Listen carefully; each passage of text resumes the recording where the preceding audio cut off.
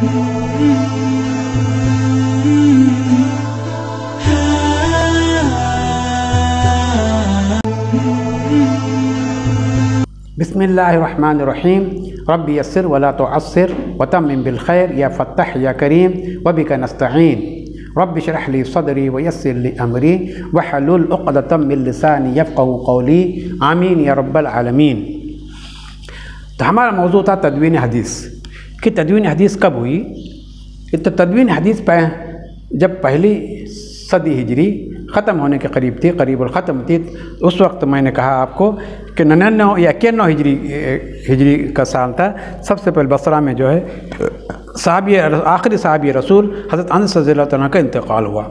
उस वक्त इस दुनिया में उनके अलावा सिर्फ 5 साहबा मौजूद थे। ये 91 हिजरी की बात है।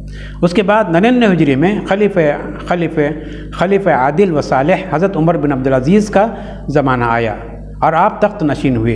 कौन? हज़रत उमर बिन अब्दुल अज़ीज़, जिसको उमर सानी भी कहा जाता है। आप जो है क्या हुए, जब तख्त नशीन हुए तो आपने महसूस किया कि साहब कराम दुनिया से उठकर चले जा रहे हैं, उठते ही चले जा रहे हैं। साहब कराम जो है मादूम हो रहे हैं और ताबईन का ज़माना आ रहा है और किबार ताबीन भी जा रहे हैं, किबार ताबीन भी जा रहे हैं। इसलिए उनको खौफ हुआ कि कहीं अहादीस मुबारका का मुक़द्दस इल्म उनके साथ ही कब्रों में ना चला जाए। दूसरी तरफ खवारिज, रवाफिज़ और क़दरिया के हर किस्म के फितने सर उठा रहे थे।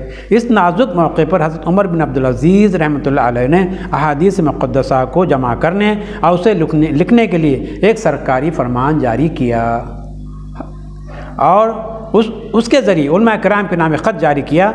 चुनाचे मदीना मुनव्वरा के क़ाज़ी अबू बकर बिन हज़म रहमतुल्लाह अलैह के नाम आपने लिखा।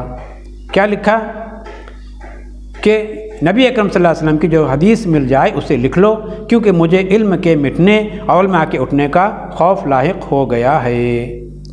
इस किस्म का ख़त खलीफ़ा आदिल ने इमाम इब्न शहाब ज़हरी रहमतुल्लाह के नाम भी लिखा और इमाम शाबी रहमतुल्लाह अलैह के नाम भी लिखा, इब्न हज़म रहमतुल्लाह के नाम भी लिखा कि अहादीस को जमा किया और इमाम शाबी ने भी इकट्ठा किया और इमाम इब्न शहाब ज़हरी रहमतुल्लाह अलैह ने भी जमा करके अबवाब के अंदाज से इकट्ठा किया। लिहाजा हर एक को अव्वल मुदव्वन के नाम से याद किया जा सकता है। इन तमाम को अव्वल मुदव्वन के नाम से याद किया जा सकता है। कौन कौन? इमाम इब्न शहाब ज़हरी और इमाम शाबी रहमतुल्लाह, इब्न हज़म रहमतुल्लाह और इमाम शाबी ने, ये तमाम लोग और इब्न शहाब ज़हरी, ये तमाम लोग जो है मुदव्विनीन हदीस के अव्वलीन में इनका शुमार किया जा सकता है। इसमें कोई भी तारुज़ नहीं। तीनों हज़रात इस इब्तिदाई मरहले में किसी न किसी तरीक़े से शरीक रहे। अहादीस मुक़द्दसा की जमा तदवीन की पहली सदी है। अहादीस की जमा वो तदवीन की ये क्या है? पहली सदी हिजरी के इख्तिताम तक इन चारों उलमा ने, इमामों ने हदीस की खिदमत की और उसको जमा और तदवीन करने में अपनी जाफशानी से काम लिया और उस जमा किया। गोया जामिअ कुरान अमीरुल मोमिनीन उमर रज़ियल्लाहु ताला अन्हु और उमर बिन ख़त्ताब रज़ियल्लाहु ताला अन्हु हुए और जामिअ हदीस अमीरुल मोमिनीन हज़रत उमर सानी उमर बिन अब्दुल अज़ीज़ रहमतुल्लाह हुए। यानी जामिअल कुरान हज़रत उमर बिन अब्दुल अज़ीज़ और जामिअ हदीस व तदवीन हज़रत उमर बिन अब्दुल अज़ीज़, ये दोनों अकाबिरीन और इमाम व खुलफा हुए। ये अल्लाह ताला की हिकमत थी कि हदीस की किताबत व तदवीन देर से हुई। हदीस की किताबत और तदवीन क्या हुई? देर से हुई। सबसे पहले कुरान पाक की तदवीन हुई, किताबत हुई, उसके बाद जो हदीस की तदवीन हुई। अगर दौर अव्वल में सब अहादीस लिखी जाती, अगर दौर अव्वल में तमाम अहादीस अगर लिखी जाती तो सब में क़तियत आ जाती और कुरान की तरह एक कलमे को ज़ईफ़ कहने या इनकार करने से आदमी काफिर हो सकता था। जब अहादीस में ज़न्नियत आ गई तो उम्मत इस ख़तरे से बच गई और बहस में वसअत पैदा हो गई। और बहस में क्या हो गई? वसअत पैदा हो गई। अब इसके बाद दूसरा ज़माना आता है, दूसरी सदी शुरू होती है। ये जो पहली सदी ख़त्म हो गई, पहली सदी हिजरी ख़त्म हो गई, 99 साल हो गए। तो दूसरी सदी में पहले तसनीफ़ जो इमाम अबू हनीफ़ा रहमतुल्लाह की हुई। दूसरी सदी में सबसे पहले तसनीफ़ इमाम अबू हनीफ़ा रहमतुल्लाह अलैह की किताबुल आसार है। किताबुल आसार। याद रखिए कि हज़रत इमाम अबू हनीफा रहमतुल्लाह अलैह की विलादत सन 80 हिजरी में हुई, सन 80 हिजरी में हुई, और वफ़ात जो है 150 हिजरी में हुई। जो जामे कुफा में हज़रत अब्दुल्लाह बिन मसऊद रज़ियल्लाहु ताला के मदरसे में बैठकर 40,000 अहादीस व आसार से इंतखाब करके आपने तसनीफ़ फरमाई और फ़िक़ी अबवाब के तर्ज़ पर मुस्तनद अहादीस व आसार पर मुश्तमिल किताब तरतीब दी। तो ये सबसे पहले ये इमाम अबू हनीफा किताबुल आसार आई, और उसके बाद जो है फ़िक़ी अबवाब सुनन की तरफ इस्लाम में पहली तसनीफ़ है। उसके बाद इमाम दारुल हिज्र इमाम मालिक रहमतुल्लाह की अपनी किताब मुअत्ता इब्न मालिक, इस किताब से इस्तिफ़ादा किया गया। क़ज़ा काल सुयूती फ़ी तबयीज़ सहीफ़ा, नीज़ इमाम मोहम्मद रहमतुल्लाह ने अपनी किताबुल आसार में ज़्यादातर रिवायत इसी से ली है। फिर इसी सदी में इमाम मालिक रहमतुल्लाह अलैह ने मुअत्ता इमाम मालिक तसनीफ़ फरमाई, और ये अहादीस व आसार अहले मदीना और उनके फतावा पर मुश्तमिल अज़ीम ज़ख़ीरा है। कौन सी? इमाम मुअत्ता इमाम मालिक। इमाम अबू ज़रअ रहमतुल्लाह फरमाते थे कि अगर कोई तलाक़ की कसम खाए कि मुअत्ता मालिक सही ज़ख़ीरा है तो वह हानिस नहीं होगा। उसी सदी में हज़रत सुफ़ियान सौरी की तसनीफ़ जामे सुफ़ियान सौरी है, जो आपने 190 हिजरी में तालीफ़ की। सुफ़ियान सौरी रहमतुल्लाह अलैह की तसनीफ़ क्या है? जामे सुफ़ियान सौरी।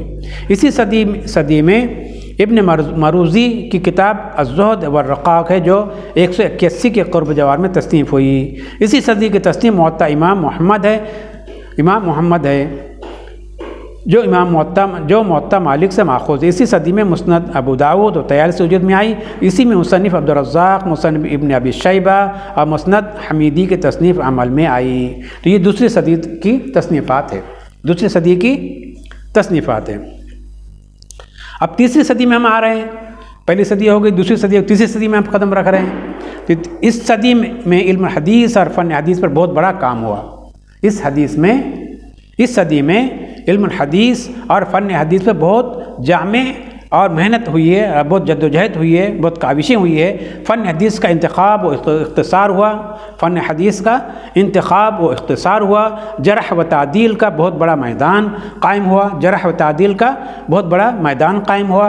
और सहा सित्ता यानी बुखारी, मुस्लिम, अबू दाऊद, तिरमिज़ी, नसई और इब्न माजा की किताबें मंजर आम पर आ गई। तो कौन सी? तीसरी सदी हिजरी में ये किताबें वजूद में आई, एक क़वानीन बने और तनक़ीह होने लगी, और उसमें बहुत सारे रावियों को छाटा गया और उनके अहवाल को देखा गया, उनके किरदार को देखा गया, और किरदार को देखने के बाद उनके अहादीस को किन की अहादीस को लेना चाहिए, किन की अहादीस को नहीं लेना चाहिए, कौन रावी ज़ईफ़ है, कौन रावी हसन है, कौन रावी कैसा है, इसके ऊपर बहुत सारी तहक़ीक़ात हुई और क़वानीन बने और ज़वाबित तैयार हुए। और उस ज़वाबित और क़वानीन की छलने के बाद जो अहादीस बची या जो मुंतखब हुई, उसको इमाम बुखारी, इमाम मुस्लिम, सहा सित्ता ने उनको अपनी अपनी किताबों में जगह दी। तो सही अहादीस का निचोड़ और सही अहादीस की जो अहादीस का परख तीसरी सदी हिजरी में शुरू हुआ, क्योंकि इस हदीस को इंतखाब होना और उसमें इख्तिसार, जरह के कौन सा रावी कैसा है, तादील के कौन सा रावी किस रावी की हदीस लेना चाहिए, किस रावी की हदीस को नहीं लेना चाहिए, ये तमाम ज़वाबित इन तीसरी सदी हिजरी में वज़ा हुए। और उसके हिसाब से जब रावियों को जरह व तादील में जब लाया गया तो उनमें से बहुत सारी हदीसें साक़ित हुई, बहुत सारे रावी साक़ित हुए, और जो मोतबर रावी रहे, जो उनमें जो पूरे उतरे उस साँचे में, उनकी अहादीस को लिया गया और इमाम बुखारी ने और इमाम मुस्लिम ने उनको अपनी किताबों में जगह दी। गोया ये हदीस और मुहद्दिसीन की सदी थी। तीसरी सदी गोया ये मुहद्दिसीन और हदीस की सदी थी। अब चौथी सदी आ रहा है। चौथी सदी की तसनीफ़ात में किताब सही इब्न हिब्बान, सुनन दारक़ुतनी और मुस्तदरक हाकिम है। पाँचवीं सदी की तसनीफ़ात, इस सदी में हदीस की मशहूर किताब सुनन बैहक़ी वजूद में आई। पाँचवीं सदी में सुनन बैहक़ी वजूद में आई और इमाम बैहक़ी ही की दूसरी तसनीफ़ मारिफ़तुस सुनन वल आसार है समझ में? चलिए अब कहते हैं मरातिब कुतुबुल हदीस, यानी वो रुतबा और तबका जिससे हर किताब का मकाम मुतय्यन कर दिया गया, यानी वो रुतबा और वो तबका जिससे हर किताब का मकाम। तो हम मरातिब कुतुब हदीस में جا رہے ہیں اب کہ وہ رتبہ اور وہ طبقہ جس سے ہر کتاب کا مقام متعین کر دیا گیا ہو، یہ بھی کل 5 طبقات ہیں۔ یعنی کون سی کتاب کس رتبے کی ہے، کس طبقے کی ہے، کس کو کون سا درجہ ملنا چاہیے، فرسٹ کلاس کون ہے، سیکنڈ کلاس کون ہے، تھرڈ کلاس کون ہے، فورتھ کلاس کون ہے۔ تو اس طرح یہ مراتب جس کو کہا جاتا ہے، طبقات جس کو کہا جاتا ہے کہ کون سی کتاب کس طبقے کی ہے، کس مرتبے کی ہے، کس لحاظ کی ہے، اس کو ہم اب دیکھیں گے کہ کون سی کتاب کس مرتبے کی ہے۔ تو کہتے ہیں مراتب کتب حدیث یعنی وہ رتبہ اور طبقہ اور وہ مرتبہ جس سے ہر کتاب کا مقام متعین کر دیا گیا، یہ بھی کل 5 طبقات ہیں کہتے ہیں۔ اس طبقے میں وہ کتابیں داخل ہیں، پہلے طبقے میں وہ کتابیں داخل ہیں جن کے متعلق ہم آنکھیں بند کر کے کہہ سکتے ہیں کہ ھذا صحیح، ھذا کتاب صحیح، جس کو ہم کہہ سکتے آنکھیں بند کر کے بالکل کلیہ طور پر جس کو ہم بھروسہ کر کے کہہ سکتے ہیں کہ یہ حدیث کیا ہے، یہ کتاب کیا صحیح ہے، اور اس کتاب کی احادیث جو ہے بالکل 100% صحیح ہے، جس کو ہم کہہ سکتے ہیں۔ تو یہ کیا پہلے طبقے میں آتی ہے، پہلے فرسٹ کلاس میں آتی ہے۔ اور مخالف سے دلیل مانگے گا، اگر کسی نے مخالفت کی کہ فلاں حدیث صحیح نہیں ہے، یا فلاں حدیث ضعیف ہے، یا فلاں حدیث میں تھوڑا راویوں میں کچھ شک و شبہ ہے، تو ہم اس کے اوپر دلیل اس سے طلب کریں گے۔ اگر تم شک و شبہ ہے، ضعیف ہے، تو بتا کیا دلیل تمہارے پاس، اس کا کیا جواب ہے۔ تو ہم اس سے دلیل مانگیں گے کہ کیوں صحیح نہیں ہے، فلاں صحیح حدیث کے بارے میں کسی کو اعتراض ہے تو اس سے ہم پوچھیں گے فلاں حدیث کیوں صحیح نہیں ہے، تمہارے اعتبار سے کیوں غلط ہے، تو یہ ہمیں پوچھ۔ تو اس کتاب کو ہم پہلا درجہ دیں گے، پہلا طبقہ میں رکھیں گے اس کو، جس کے بارے میں کہ ہمیں یہ یقین کامل ہے کہ اس کی تمام احادیث اور تمام راوین کیا اس کے صحیح ہے۔ اگر کوئی اختلاف بھی کرے ان کے کسی راوی سے تو ہم اس کو جواب طلب کریں گے کہ بھائی تم کو شک ہے کہ یہ راوی صحیح نہیں ہے، یہ حدیث صحیح روایت سے نہیں ہے، تو اس کو کوئی دلیل لائیے، کوئی ثبوت دیجیے۔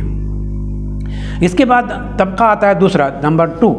دوسرا طبقہ وہ ہے جو ہم ان کو صحیح تو نہیں کہہ سکتے کہ یہ قابل استدلال اور صالح للاحتجاج ہے، کیونکہ احتجاج حسان سے بھی کیا جا سکتا ہے، احتجاج جو ہے حسن سے بھی کیا، اچھی چیز سے بھی کیا۔ اس طبقے میں ابو داؤد، ترمذی اور نسائی شامل ہے۔ کون سے؟ دوسرے طبقے میں۔ پہلے طبقے میں کون سی شامل ہے؟ پہلے طبقے میں صحیح بخاری، صحیح مسلم، امام موطا مالک، صحیح ابن حبان اور صحیح ابن عوانہ، یہ کتابیں جو ہے پہلے طبقے میں شامل ہے۔ کتنی کتابیں یہ؟